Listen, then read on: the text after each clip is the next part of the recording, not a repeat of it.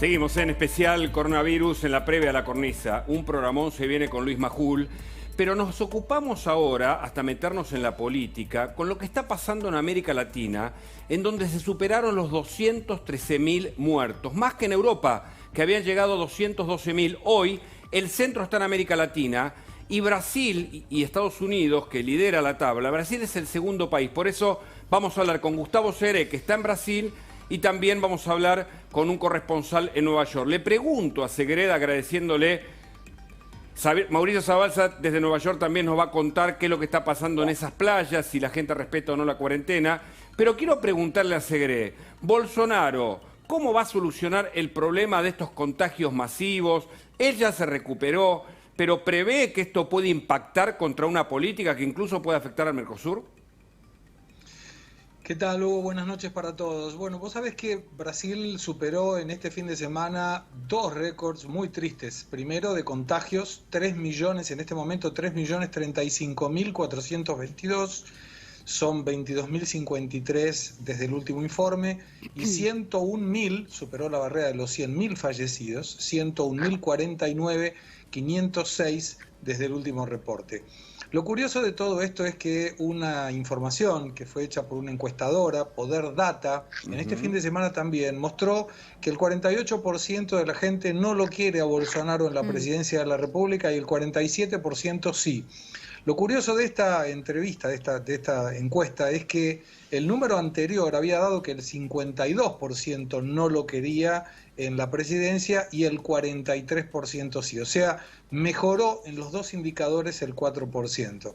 ¿Y esto debido a qué? A que la gran mayoría de la gente entendía que al principio podía tratarse de una cuarentena de poca duración, un aislamiento. Aquí nunca fue cuarentena de poca duración, y eso podría generar, con la ayuda del gobierno, una situación de, digamos así, dejar pasar una gravedad por parte de Bolsonaro, pero después se vio que lo que decía Bolsonaro estaba apoyado sobre todo por gente de bajos recursos que requería volver a trabajar. De hecho, aquí, recordándole a la gente, el que tiene el poder de flexibilizar o colocar más rígido el aislamiento no es Bolsonaro, sino los gobernadores y los intendentes.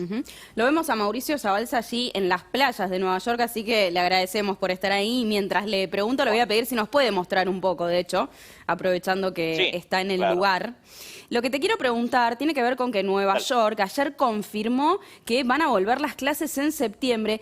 ¿Cómo está la situación? Digo, ¿Nueva York está en condiciones de efectivamente poder volver a juntar a niños dentro de un aula?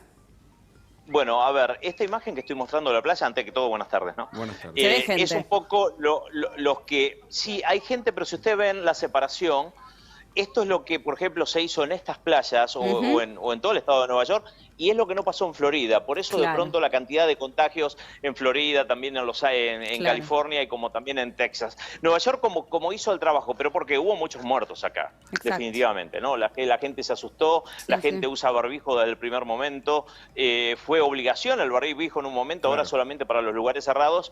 Y bueno, al haber hecho todo lo que iba a hacer, al principio las clases están pensadas a ser mixtas, un poco online, un poco presencial, pero bueno, están viendo evaluar qué va a pasar en la primera semana de septiembre, ¿no? Claro, claro. O sea, ese tipo de medidas realmente hicieron que hoy Nueva York esté en condiciones, digamos, ¿se puede decir eso? Y mirá, hace unos días atrás yo estaba mirando, había 416.000 contagios, ¿no? ¿Qué te diría? Hará una semana. Hoy recién acabo de mirar 420.000, o sea, los contagios no subieron al lado de lo que está pasando al lado del país, donde por día 50 o 60.000 contagios y obviamente la cantidad de muertos que es abismal, ¿no? Lo que ha subido. Vuelvo a Segre y le pregunto, en Brasil, las medidas sanitarias, ¿pueden terminar de resolver o pensar que el pico ya llegó y empiezan los descensos? ¿O todavía hay mucha alarma y mucha preocupación por la cantidad de contagios? Cuando vos tomás a nivel nacional se observa que los contagios continúan subiendo, que es previsible porque aumenta la cantidad de testeos, pero la cantidad de fallecidos se maneja estable en un promedio de 1.000, un promedio elevado, claramente elevado, por día, desde el día 25 de mayo, cuando los contagios no llegaban a 500.000. Cuando vos tomás el índice de letalidad, o sea, la cantidad de fallecidos versus la cantidad de contagiados, que llegó a estar en el 6,35% el 22 de abril, en este momento está en el 3,32% y todos los días baja por lo menos un 0,02%. Entonces, ¿qué se observa? Por ejemplo, en San Pablo, donde estoy en este momento, que desde el 11 de junio que se abrió la economía, aquí en San Pablo solamente no funcionan cines, teatros y eventos multitudinarios, bajó la cantidad de hospitalizaciones, de utilidad de terapia intensiva y de fallecidos también en el promedio. Y esto reactivó de alguna forma la economía, lo cual le da tranquilidad a la gente. Con lo cual, lo que observan las autoridades sanitarias, no solamente de Brasil, sino a nivel provincial, estadual y municipal, es cómo están la disposición de las unidades de terapia intensiva, hospitales de campaña, aquellos que tienen, y eventualmente fallecidos. Y esto cada vez está en menor condición. Solamente 7 estados de 26, más el Distrito Federal, están con aumento en la cantidad de fallecidos, que es la parte sur y centro-este. Todo el resto está o en meseta o cayendo. Claro, ahora, Gustavo, en este sentido lo que te quiero preguntar es, Bolsonaro ha hecho varios cambios de ministros, el último tiene que ver, de hecho, con el ministro de Salud, y ha colocado una persona que va más en sintonía, ¿no?, con lo que él piensa, con justamente no cerrar el país. ¿Cómo está haciendo a nivel política justamente su presencia dentro del ministerio?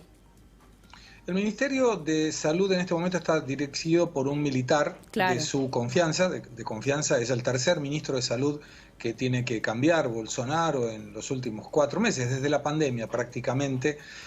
Pero yo diría que así, la cuestión y la responsabilidad del ministerio tiene que ver con otorgar respiradores, recursos, por supuesto, nuevos hospitales de campaña eventualmente, pero cada uno de los hospitales aquí no tienen que ver con administración federal, sino provincial o municipal. Correcto. Entonces se distribuyen, digamos así, las responsabilidades. Lo que sí queda muy claro para todo el mundo es que hay, y esto para aquellos que verifican las informaciones, ustedes saben que desde el día 16 de marzo fue el primer fallecido aquí en Brasil de COVID-19. Y cuando uno analiza las estadísticas de fallecidos en un sitio que no es abastecido con información por el gobierno, sino por los propios ciudadanos brasileros en nacimientos y fallecidos, observamos que desde el 16 de marzo de este año hasta ayer, y desde el 16 de marzo del año pasado hasta ayer, la cantidad de fallecidos a más en el año 2020 fueron 33.000. No obstante, constan 90.000, 100.000 ahora, 101.067 fallecidos por COVID-19, lo cual esto se debe a qué explicación científica. A todo el mundo que fallece se le hace una verificación de COVID-19. Si da positivo, automáticamente se lo atribuye a un fallecimiento de COVID, pero en realidad puede ser que la persona falleció por otra circunstancia con positivo de COVID-19. Claro. Y eso explica la diferencia. Entiendo. Y le pregunto, voy a Estados Unidos, le pregunto por las elecciones. Parece que Trump quiere postergar las elecciones, pero esto obviamente tiene que tener un aval. ¿Cómo están hoy las encuestas entre Biden y Trump, justamente? Biden. Antes que nada, te digo, Hugo, que todo lo que está diciendo Gustavo parece un calco de lo que está pasando en Estados Unidos, ¿no? Igual, exactamente igual, en datos, en la forma de testeos. Trump se ufana de que se hicieron 55 millones de testeos, por eso tanta cantidad de personas infectadas, ¿no? Yendo a las elecciones, bueno, lo tiró Trump. Obviamente la cuestión tiene que ver con la vacuna. Esto está clarísimo. Está esperándola, ¿no? Ansioso. Cuando aparezca la vacuna, evidentemente se le amplían por ahí las posibilidades o de acercarse al menos a las encuestas que le están dando a favor a Biden. El Congreso dijo que no, incluso los pares, los mismos del Partido Republicano dijeron que no, de que no va a haber, que no se cambió nunca, que lo tiene que cambiar las cámaras. Claro, no tiene potestad de él para hacerlo tampoco. Dice que si no se hizo en la Segunda y en la Primera Guerra Mundial, no se va a hacer ahora justamente. Claro. Y ahora, Mauricio, en términos justamente de la vacuna, ¿no? Estados Unidos dice que va a tener una para fin de año, pero al mismo tiempo, esta semana Rusia aseguró que el miércoles se va a convertir en el primer país en registrar una vacuna. Y la realidad es que lo que uno ve es que parecería que hay más apuro por sacar una vacuna rápido que por su calidad. ¿Se puede decir que hay una nueva guerra espacial, por ejemplo, pero en términos de vacuna? Acá los medios de comunicación están descreyendo de lo que está diciendo Rusia, ¿no? Dice un país que por ahí nunca ha dado datos ciertos, que de pronto aparezca que tiene la vacuna cuando no ha mostrado cuestiones científicas, ¿no? Pero sí salió, por ejemplo, ayer Bill Gates diciendo no apuremos la vacuna porque realmente si por ahí lo apuramos vamos a tener contraindicaciones que no vamos a querer, ¿no? Y te cuento una cosa, muchos de los norteamericanos no quieren darse la vacuna. hasta que no estén seguros de que la vacuna es efectiva como la del flu, por ejemplo, la de la gripe, que se da todos los años.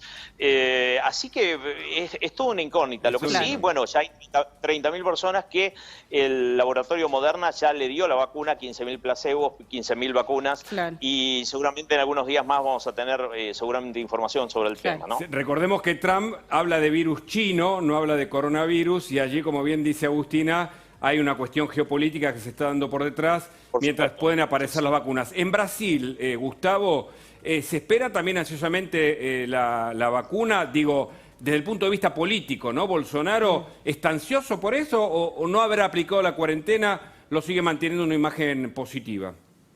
No, estamos todos, me incluyo, todos ansiosos por la vacuna. Hay 4 testeos aquí. La vacuna de Sinovac, que es un acuerdo con el gobierno del Estado Provincial de San Pablo, que ya está haciendo testeos en fase 3, son 9.000 voluntarios, de los cuales se habían anotado 1 millón de voluntarios para participar de ese testeo. Según el gobernador Doria, debe estar por ahí por el mes de enero, seguramente ya la primera dosis. Se especula que hasta abril, según informaciones del propio gobernador, estaría todo el Estado provincial inmunizado. El presidente Bolsonaro firmó un decreto de necesidad y urgencia, que aquí se le dice medida provisoria, destinando $400 millones para transferencia tecnológica con la segunda vacuna, que es la de Oxford, y que se espera que a partir de octubre ya puedan estar llegando aquí los reactivos.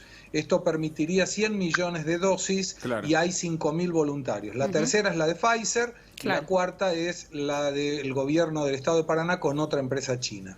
Esperemos. Les agradecemos muchísimo a Gustavo Segre y Mauricio Zabalza por haber hablado con nosotros desde Brasil y Estados Unidos. En un ratito vamos a seguir hablando sobre política, sobre todo lo que está sucediendo con el coronavirus. Vamos a una pausa. En instantes estamos de vuelta con más Especial Coronavirus.